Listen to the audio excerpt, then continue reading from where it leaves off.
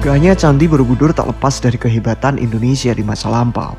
Seperti ucapan Bung Karno, agar kita mempelajari api sejarah, sudah sepatutnya kita tahu bagaimana Candi Borobudur tersebut megah berdiri hingga saat ini.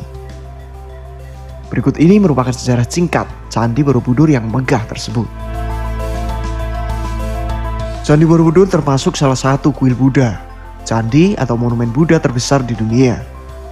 Karena kemegahan dan keagungannya, candi yang dibangun pada abad ke-8 ini sudah ditetapkan oleh UNESCO sebagai salah satu warisan kebudayaan dunia. Terdapat sejarah panjang dalam berdirinya Candi Borobudur.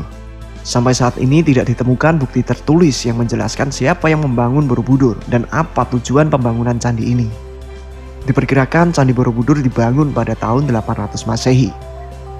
Perkiraan waktu pembangunan candi didasarkan pada perbandingan antara jenis aksara yang tertulis di kaki tertutup Karma Wibangga dengan jenis aksara yang umumnya digunakan pada prasasti kerajaan abad ke-8 dan abad ke-9. Candi Borobudur dibangun pada masa kerajaan dinasti Sailendra di Jawa Tengah yang bertepatan pada kurun waktu 760 hingga 830 Masehi. Estimasi proses pembangunan Candi Borobudur menghabiskan waktu 75 hingga 100 tahun lebih. Konon, Candi Borobudur baru benar-benar rampung 100% pada masa pemerintahan Raja Semaratungga pada tahun 825 Masehi. Karena kurangnya bukti tertulis dan otentik, membuat sejarah pembangunan Candi Borobudur masih sedikit kabur. Yang jelas, Candi Borobudur dibangun saat kejayaan dinasti Sailendra. Selain itu juga sempat ada ketidakjelasan Candi Borobudur peninggalan agama apa, apakah agama Buddha atau agama Hindu. Diketahui bahwa warga dinasti Sailendra adalah penganut agama Buddha aliran Mahayana yang sangat taat. Namun berdasarkan temuan prasasti Sojomerto menunjukkan bahwa awalnya mereka mungkin beragama Hindu Siwa. Di era itu memang banyak dibangun berbagai candi Hindu dan Buddha di dataran Kedu. Ada juga candi suci Siwalingga di dekat kawasan Borobudur yang merupakan candi Hindu. Meskipun demikian, umumnya para sejarawan menyepakati Candi Borobudur peninggalan kerajaan Buddha. Candi Borobudur sendiri dibangun pada kurun waktu yang hampir bersamaan dengan candi-candi di dataran Prambanan. Meskipun pembangunannya rampung terlebih dahulu pada sekitar tahun 825 Masehi. Berdasarkan penelitian, mulanya Candi Borobudur adalah sebuah rancangan stupa tunggal yang sangat besar, memahkotai puncaknya. Karena stupa yang terlalu besar dan berat dianggap bisa membahayakan, maka kemudian stupa tersebut dibongkar dan diganti menjadi 3 barisan stupa kecil dan 1 stupa induk seperti sekarang. Setelah perubahan kecil selesai, maka Candi Borobudur pun selesai dibangun. Beberapa abad kemudian sempat tak diketahui lagi keberadaan Candi Borobudur ini. Dalam sebuah prasasti, yakni prasasti Kalkuta, tertulis sebuah kata Amawa yang berarti lautan susu. Kata tersebutlah yang kemudian diartikan sebagai lahar Merapi. Dari sini lalu muncul dugaan bahwa hilangnya Borobudur akibat tertimbun lahar dingin Gunung Merapi. Lalu pada masa Perang Inggris-Belanda dalam memperebutkan Pulau Jawa, Jawa di bawah pemerintahan Britania pada kurun 1811 hingga 1816 Masehi. Thomas Stamford Raffles ditunjuk sebagai Gubernur Jenderal dan ia memiliki minat istimewa terhadap sejarah Jawa. Ia mengumpulkan artefak-artefak antik kesenian Jawa kuno dan membuat catatan mengenai sejarah dan kebudayaan Jawa yang dikumpulkan dari perjumpaannya dengan rakyat setempat. Pada kunjungan inspeksinya di Semarang tahun 1814, ia dikabari mengenai adanya sebuah monumen besar jauh di dalam hutan dekat desa Bumi Segoro. Karena berhalangan dan tugasnya sebagai Gubernur Jenderal, ia tak dapat pergi sendiri untuk mencari bangunan itu. Lalu kemudian Raffles mengutus H.C. Cornelius, seorang insinyur Belanda, untuk menyelidiki keberadaan bangunan besar tersebut. 2 bulan kemudian Cornelius beserta 200 bawahannya menebang pepohonan dan semak belukar yang tumbuh di Bukit Borobudur dan membersihkan lapisan tanah yang mengubur candi ini.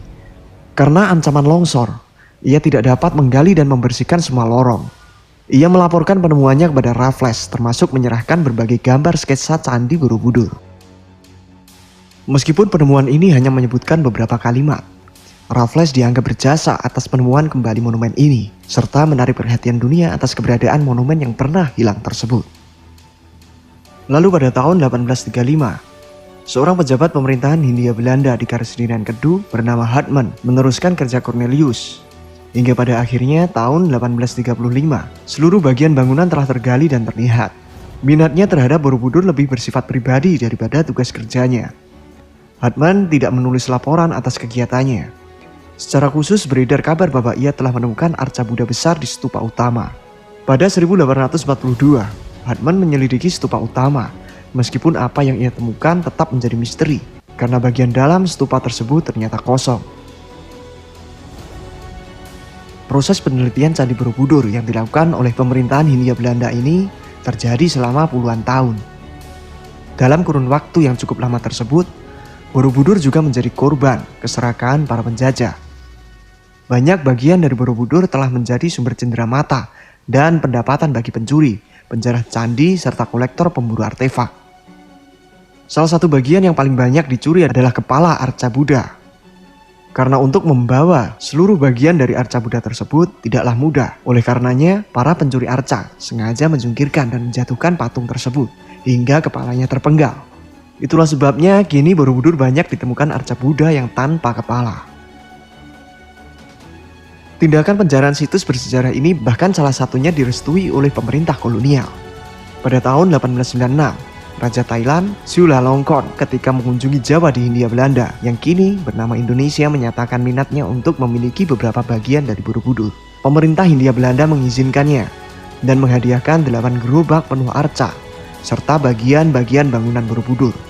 Artefak yang diboyong ke Thailand antara lain 5 arca Buddha bersama dengan 30 batu dengan relief, 2 patung singa, beberapa batu berbentuk kala, tangga dan gerbang, dan arca penjaga Dwara Pala yang pernah berdiri di Bukit Dagi beberapa ratus meter di barat laut Borobudur.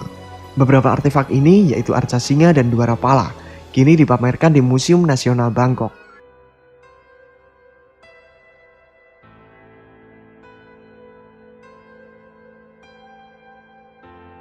Kegiatan penjarahan artefak tersebut terus berlanjut hingga akhirnya muncul niatan para pemerintah kolonial untuk menjaga, melestarikan, dan memugar Candi Borobudur. Proses pemugaran ini terjadi pada tahun 1900 Masehi.